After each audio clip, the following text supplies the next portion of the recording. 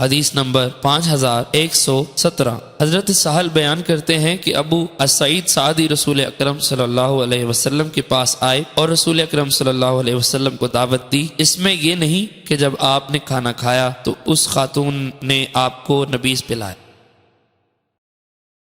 حدیث نمبر 5118۔ ایک اور سند سے حضرت سہل بن سعد سے روایت مروی ہے، اس میں پتھر کا برتن ذکر کیا ہے اور یہ بھی ذکر کیا اور ذکر ہے اور یہ بھی ذکر ہے کہ جب رسول اکرم صلی اللہ علیہ وسلم کھانے سے فارغ ہوئے تو اس نے اس کی سختی ختم کر کے خصوصیت کے ساتھ آپ کو نبیذ پلایا۔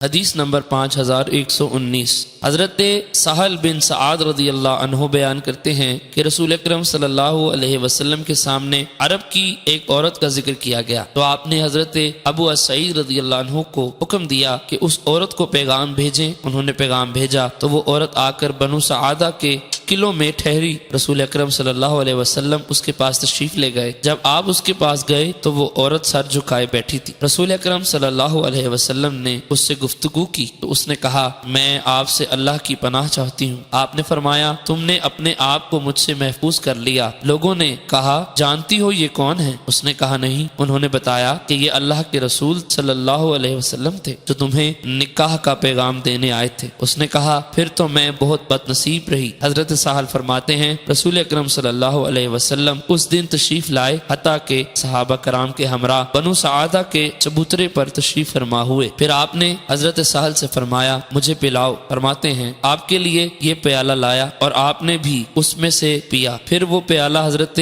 عمر بن عبد العزیز رضی اللہ عنہ نے حضرت سہل سے مانگ لیا تو انہوں نے ان کو بطور تحفہ دے دیا۔ ابو بکر بن اسحاق کی روایت میں ہے کہ اے سہل ہمیں پلاؤ۔